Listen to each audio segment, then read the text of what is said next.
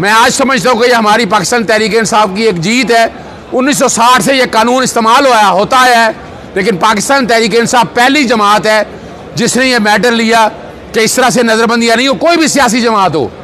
Larger bench पर मुश्तमिल chief justice Alia नीलम साहिबा 5 मेंबर लार्जर बैठा था। आज नज़रबंदी की ऑर्डर आपको पता है ज़ैनब उमैर साहब की तरफ से और यासिर गिलानी साहब की तरफ से ये आइनी दरख्वास्तें दायर की थी। वो आइनी दरख्वास्तें वापस ले ली हैं, मगर क्यों वापस ली हैं आज अदालत के सामने रखा कि आर्टिकल 10 से आने के बाद जो MPO का कानून है वो बुनियादी हकूक़ के ख़िलाफ़ है।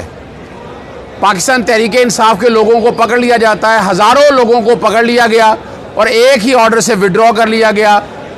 यानी एहतजाज धरना अगर कोई दूसरी सियासी जमातें करें तो वो कर सकती हैं, 144 का नफाज लगा लें, वो भी सिर्फ पाकिस्तान तहरीक इंसाफ के लिए है, बाकी किसी जमात के नहीं है। आर्टिकल 10 लेने के बाद 3 तजावीज़ अदालत ने मुझसे पूछी कि इस कानून में क्या होना चाहिए। अदालत ने ये आइनी दरख्वास्तें जो हैं हुकूमत पंजाब को भिजवा दी हैं।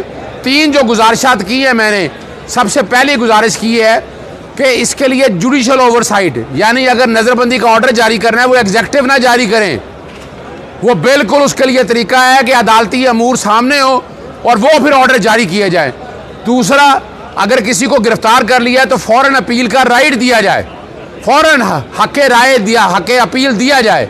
नंबर 3, अगर आर्बिट्रेरी डिटेंशन हुई है सारे मामलात में, एक आम आदमी की ज़िंदगी अजीरन कर दी है, तो उसके खिलाफ करोड़ों रुपया जुर्माना हो।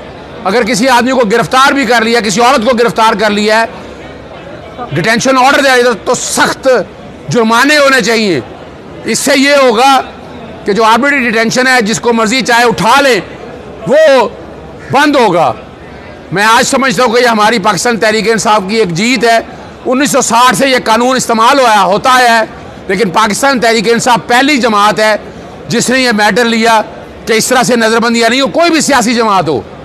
हमारा ताल्लुक इससे नहीं है, कोई भी सियासी जमात हो, लेकिन मुल्क में सियासी अमल जारी रहना चाहिए। मामला जो है कुछ टाइम के साथ के इतने वक्त के अंदर जो है हुकूमत इसमें तरमीम करेगी इस कानून के अंदर, ताकि नज़रबंदियाँ ऐसे ना जारी हो जाएं।